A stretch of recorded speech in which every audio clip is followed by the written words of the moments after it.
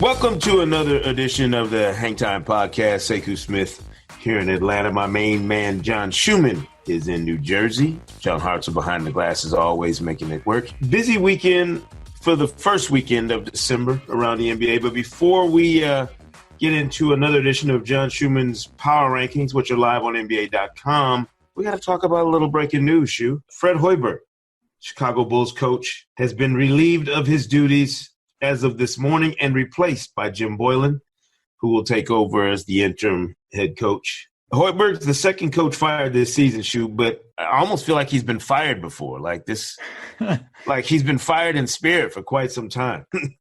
And I don't mean to make light of it. I mean, I hate to see anybody lose a job, obviously, but both of the coaches who have been fired this season have been let go from the Central Division. Tyronn Lue, 6 games in with the Cleveland Cavaliers. But the Bulls are at 5-19. The third worst record in the NBA.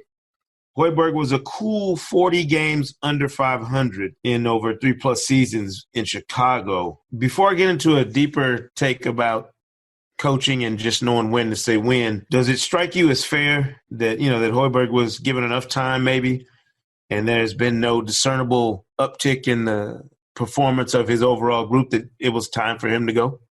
I don't know. I mean, I'm looking at the Bulls and when you look at their roster, the first thing you think of is, okay, developing the front line of Lauri Markkanen and Wendell Carter Jr., right? Along with, to a lesser extent, the backcourt of Chris Dunn and Zach LaVine.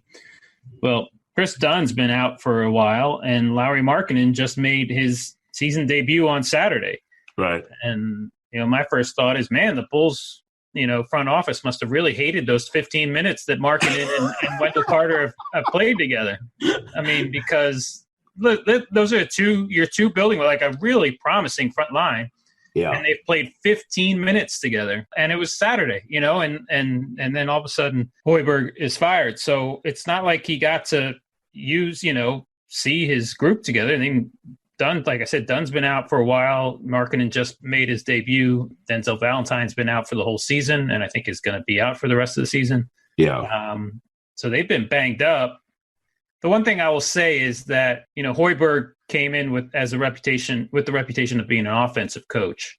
And the Bulls' 2 highest paid players have been healthy this season, LaVine and Parker. And Parker, yeah. And those are 2 offense-only players, let's be honest. And the Bulls ranked 29th offensively, and they were the only team in the month of November to score less than a point per possession over the course of the month. Right. So even when you take the injuries into account, I do think the offense has been a disappointment.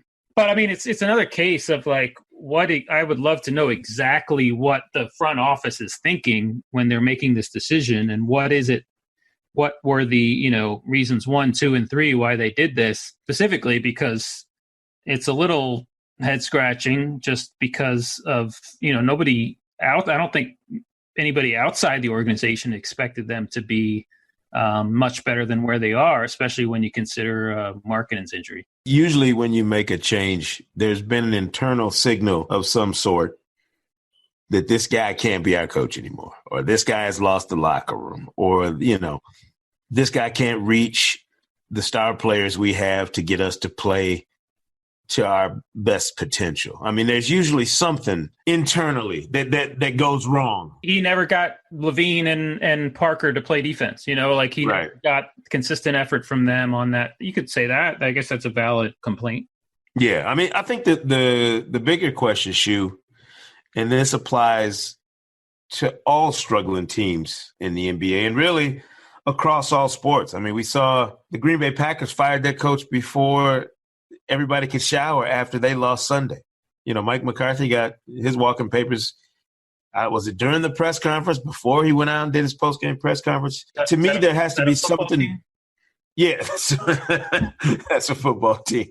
To me, it has to be something drastic for an organization to make that change in the midst of a season. I don't care if it's at the beginning, the middle, the end, whatever. If you're willing to fire a coach before he's even had the completion of a season, that says there's been a red flag somewhere. Someone, something has happened. Someone has seen something, usually a decision maker, the GM, the owner, the star player in some cases, I would imagine. Something has happened to lead you to believe that you can go no further with this individual as your head coach. I don't know if I even want to speculate what it might be, or if it might be the culmination of a bunch of things with Hoiberg. But it leads me to that bigger point. When does a team know when to make that move? Like, I don't understand.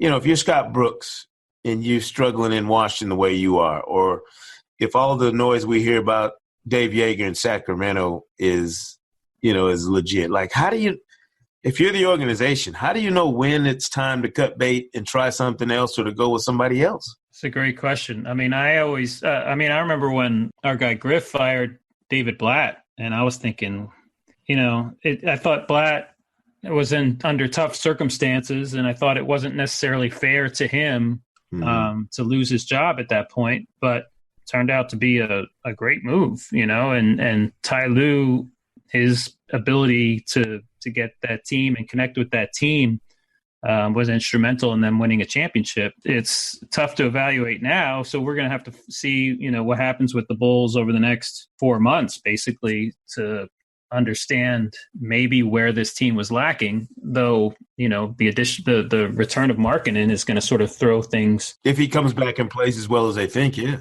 One thing I'll be curious is early in the season, they were playing Cristiano Felicio over Robin Lopez, which was maybe the most silliest rotation thing I've ever seen, because Lopez is much, much, much better player. Right. But Felicio's got 2 more years on his deal after this one. And when I saw that and Lopez wasn't playing, I thought, first of all, okay, you're not really playing to win, because Lopez gives you a better shot to win. Obviously, they're starting Wendell Carter over both of those guys, and that's about development. Yes. But then the last few weeks, Lopez has now replaced Felicio as the backup center. And I think that maybe is a coaching decision to play to win. So I'm curious as to now, going forward, does Felicio go back to playing those backup center minutes under the direction of the front office, who is probably looking to somewhat justify that ridiculous contract that they gave him? Sure. So that's just a little minor thing that I'm just curious to see, and might give us a clue as to maybe one of the issues with Hoiberg. Right. And teams often find themselves in a position where a coach's ambitions and what he's trying to get done are in direct contrast with what the organization is trying to do in terms of developing talent long-term, prioritizing vets over young guys in the coach's cases very often. But the other part about this that really makes me wonder now and scratch my head is you look at the Minnesota Timberwolves and the drama they've endured, and now that Jimmy Butler's gone, they're a game under 500 in the Western Conference, and nobody's calling for Tom Thibodeau's head anymore. Nobody is screaming about Tibbs not being able to coach that team or not being a good fit in Minnesota. And I'm wondering, man, was it worth it, the deterioration of the relationship between Tibbs and that front office in Chicago and the way they got rid of him, and what you could have done with a coach of his caliber with a team like the Bulls? I mean, all those questions come into play now when you make this decision with Hoiberg, because Hoiberg was the hand-picked choice of that front office. When they went away from Tibbs, they went out and found a guy who they decided this is the guy we need going forward. He came from the college ranks, and he's the guy that they said, hey, we need a coach who can connect with our young guys, develop them, as players in this league, and put us in the best position to compete. And I'm thinking all of the decisions they've made since letting Tibbs go now come into question. The contract for Jabari Parker, which I didn't mind as much as some other people did. Now I'm looking at it and wondering how much of the ownership should fall on the front office's shoulders. I think a big one. I mean, and I think, you see the Wolves turning things around with a personnel change. Instead of changing the coach, they changed the personnel. Obviously, that was a unique situation with one guy not wanting to be there, and turned things around. And they've been playing much better over the last few weeks. And I would when I looked at the Bulls prior to today, I would have looked at the personnel more than the coaching. And you start with one, the lack of a point guard beyond Chris Dunn, who's not necessarily a starting point guard in the first place. Two, the two highest paid guys being non-defenders. Three, the injuries that they've had. And so who knows if this is the right decision, if there's somebody better out there to or more qualified to make this team better on both ends of the floor. Jim Boylan will get a chance, but I'm always curious is when a coach gets fired is, okay, well, what's your solution, or who do you think is going to be better than what this guy has been doing? Yeah, and I readily admit that a lot of times when I disagree with a coaching change and then I come back and see what that team looks like after the change has been made, I've been wrong. I thought the Grizzlies made a huge mistake getting rid of David Fizdale when they did. And now I look up this season with J.B. Bickerstaff in charge, and maybe they were right. Maybe whatever disconnect there was between Fizdale and the powers that be in Memphis, the right choice was to make a change. I'll make another case. Like in Milwaukee, I always thought the distaste for Jason Kidd was a little overblown last year. I mean, I know there was a lot of vitriol towards Kidd in that fan base until he was fired. And obviously they had to wait half a season before they got the right coach for the job. But it's clear now that a coaching change can make a huge difference. The difference there is that Mike Budenholzer has had an off season and a training camp to get his guys ready. And I don't think the Bulls have any expectations of really turning this thing around in a major way this season. Right. But I guess doing this now allows them to start preparing for making a permanent decision in the summer. Yeah. Shout out to the Chicago Bulls, by the way. This is about as much talk as we've given them on the Hang Time podcast this season. It might be the most talk they end up getting all season here on the Hang Time podcast. But the firing of Fred Hoiberg today just got me to thinking about the value of coaching in this league, Shu. And it's something we'll maybe address later in the season, depending on how many more changes are made. But I'm starting to wonder, in this day and age where owners can look at the analytics of their team and start questioning this, that, and the other. And not that they haven't always questioned their coaches or, held their coaches' feet to the fire, but it's interesting what you value as an organization in your coach, whether or not a guy can manage a roster and manage the locker room, or whether or not he can get guys to play, a certain way or to a certain level in spite of whatever issues there might be, outstanding. It's just a very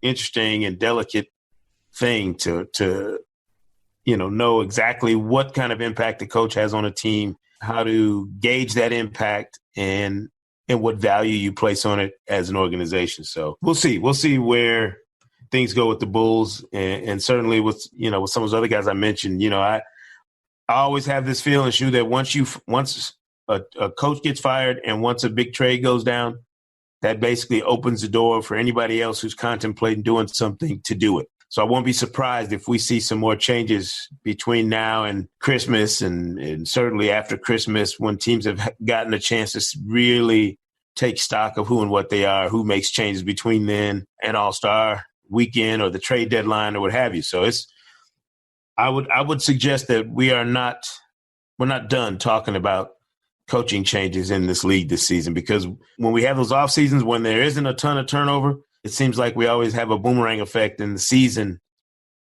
ends up having quite a few changes, or, at least teams thinking about it and discussing it. Week 8 power rankings are out on NBA.com, authored by none other than my man, John Schumann. Raptors, Nuggets, Clippers, Bucks, Thunder make up the top 5 this week. But the Celtics, Shu, are the biggest risers, 7 spots up. What's changed for the Celtics to get them moving in that direction? The Celtics have discovered their offense. The last 3 games have been 3 of their 4 best offensive games of the season. The defenses haven't been great. The best defense that they faced in that little stretch is the Wolves defense, which ranks, I think, 17th, but has been much improved, as we've talked about, since the Butler trade. It's interesting. Jaylen Brown has missed the last 3 games, and Marcus Smart went into the starting lineup. He hasn't scored a ton of points, but in that 3-game stretch, he has 15 assists and just 1 turnover. Kyrie Irving had a couple big games, and then Gordon Hayward had a huge game the other night, 30 points and 6 assists, I believe. He got to the line 10 times in that game, which I think is maybe the most encouraging aspect of it, because 1, free throws have been such an issue for the Celtics as a whole, and 2, because, him getting to the line shows a little bit of confidence in his ability to drive and into traffic and et cetera. So they finally found some offense, and it'll be interesting to see if that continues. Obviously, they've been terrific defensively, but when them scoring at a top 10 level obviously makes them an elite team overall, and basically what we've expected. What we expected from them from day one. So, and it'll be interesting to see, when Jaylen Brown comes back, what does Brad Stevens do with the lineup? I think Hayward is getting comfortable off the bench, but does Smart stay in the starting lineup? That'll be kind of fascinating to see. I don't know if they've done it long enough for me to believe that they're done tinkering. Sometimes a temporary fix is one thing. Whether or not you found kind of that permanent elixir for whatever was ailing your team, we won't know until later. I do know this, Oshu, and you're not the most subtle individual on the planet. I mean, if anybody reads your tweets, they know that you have a penchant for smacking people over the head with information. What are you talking about now?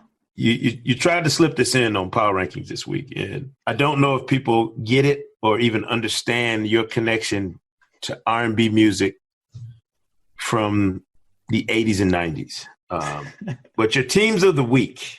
This has been there the whole year, my friend. I know. You're just maybe noticing it now. No, I just enjoyed it today because I love Keith Sweat. and you went with Make It Last Forever for Denver.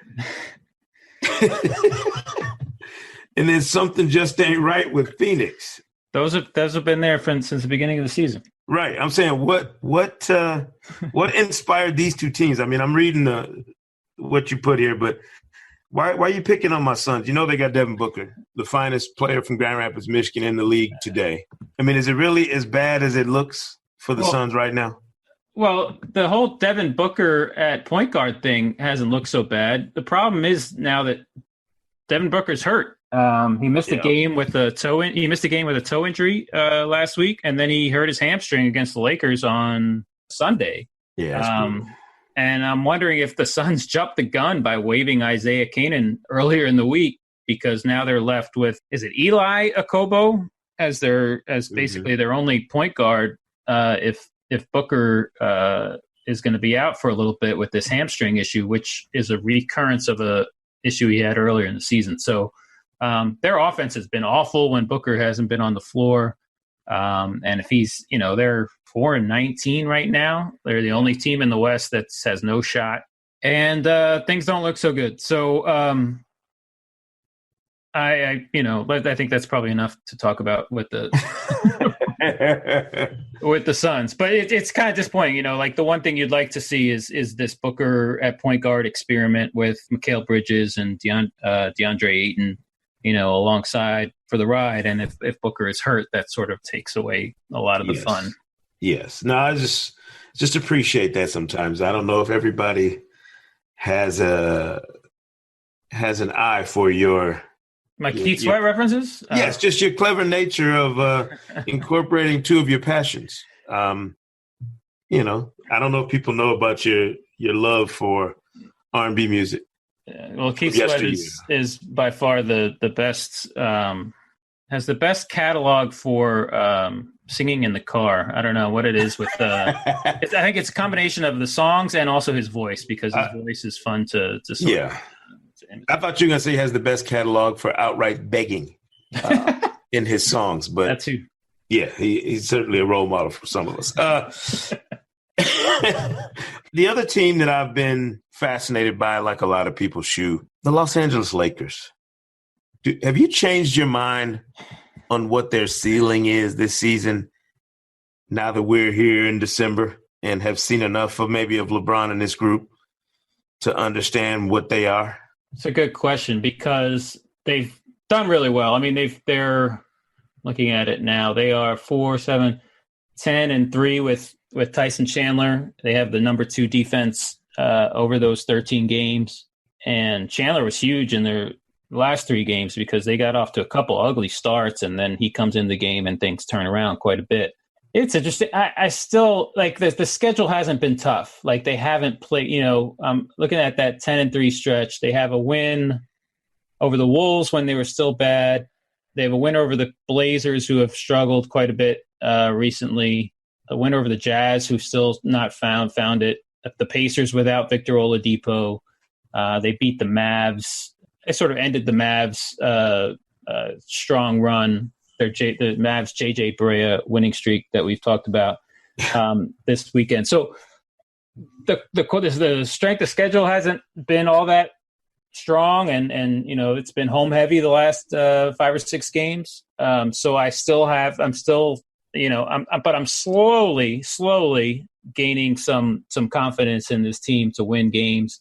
It's funny, like I said, they rank second defensively over that stretch, but you still see you'll watch and you still see some just awful defensive possessions from this team. But like I said, Chandler makes things better, and I'm still curious about the LeBron Brandon Ingram chemistry, because if you look at the numbers, they've been much better with only one of those 2 guys on the floor than they have been with both of them on the floor, and that sort of coincides with the Chandler minutes coming off the bench. So I still think there is they have to prove a little bit more to me personally. I don't know what you've seen from them. I don't know, Shu. I'm so hesitant to buy in on some of these teams. But I'll tell you what, I really like what I've seen from Lonzo Ball. Yeah. He's improved to me in different ways that I wasn't expecting him to be better. Like I thought he had a pretty good floor game and court awareness. I thought his shooting and offense would be the place where he needed to make the biggest gain in order to, be better this season. But it turns out, you know what? There's a chance he's just not going to be an exceptional offensive player anytime soon in his career. But he does so many other things I like, playing alongside LeBron and some of those other guys, that I feel better. I feel good about where his career is headed with the Lakers. You know what I've said from the start, and I'm going to keep saying it until somebody makes me believe there's a better alternative. They got to trade Brandon Ingram.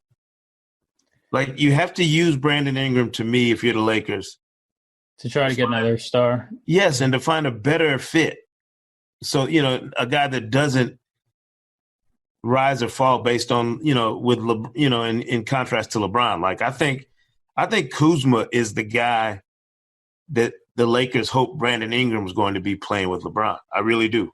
And I don't care about draft position or profile or reputation, all that stuff.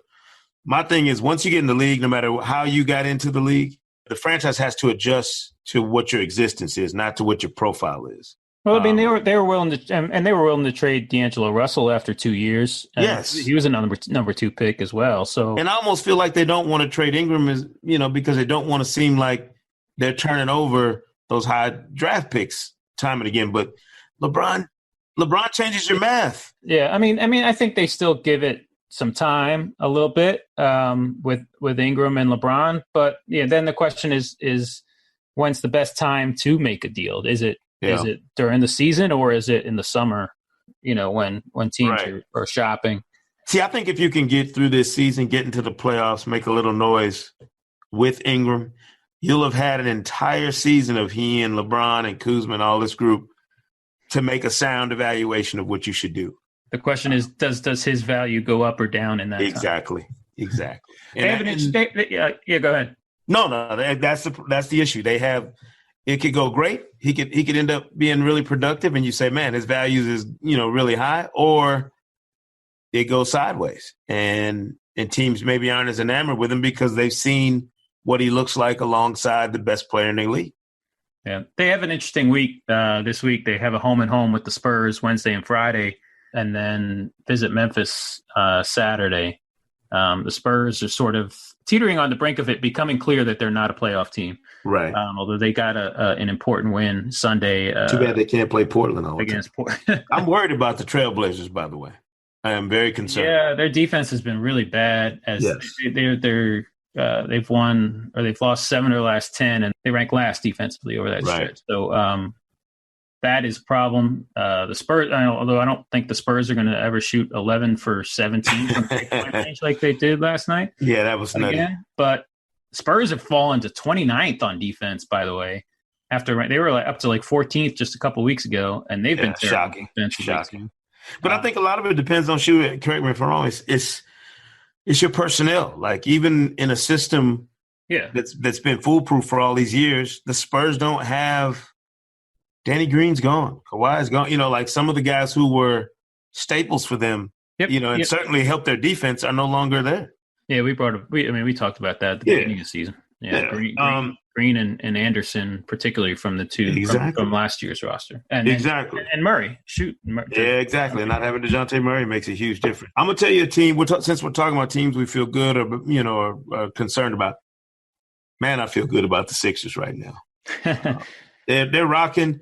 I think Joel Embiid shoved his way right into the mix at the top of the MVP chase, which was reflected in last week's key race to the MVP ladder, which will continue to be reflected as long as they're winning the way they are. They've won 8 of their last 9.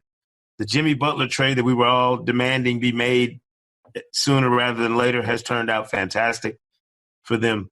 Are you willing to buy in on the Sixers challenging Toronto and Boston as the best team in the East? Yeah, I think so. Now, but eventually. I think so, and they do. They do play at Toronto this week, where they got killed earlier in the season. So that'll be a fun matchup. I think that's Wednesday. I will say this: they lost their first game with Butler, right, in Orlando, and then they're 8-1 since then. The first 5 of those wins were all within 5 points in the last 5 minutes. Actually, we're all within three points in the last minute. And Butler, hit those 2 huge shots in against Charlotte and Brooklyn. And so he showed his value in the clutch. But easy wins are more convincing to me than wins in the clutch. And they finally got a couple of those last week. They beat the Knicks and Wizards pretty easily last week before things got a little interesting late against the Grizzlies on Sunday. Right. So I think that's important to finally sort of find their stride a little bit and get some big wins. But they play at Toronto and they play at Detroit, and Detroit's been playing well too of late. So I think this will be a fun week to watch the Sixers actually. Yeah. All right. That I'm down to one last bone to pick with you and the rest of the sports world. You just said something that really has boiled my skin the past few days, and it has to do with winning and losing in the margin. We see how important it is in something like the college football rankings, where you lose big and it costs you more than anything. Never mind how many tough games you might have pulled out. Then I look at the NBA and everybody looks at the margin, what your differential is. And are you winning?